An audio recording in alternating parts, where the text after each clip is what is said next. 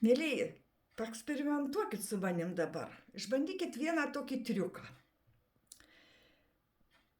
Nuleiskit galvą žemyn, smakrą žemyn, galvą nuleist ant krūtinės ir pasakykit žodžius.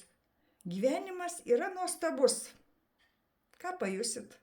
Kokia nuotaika jūsų bus? Įdomi?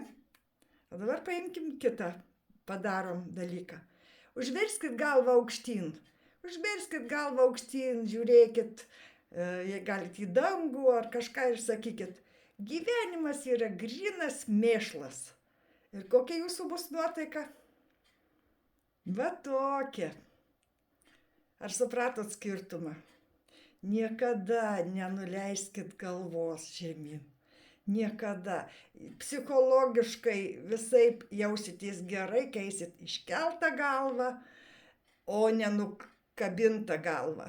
Ir tas posakis nenuleis galvos. Supratot, ką jis reiškia? Va taip.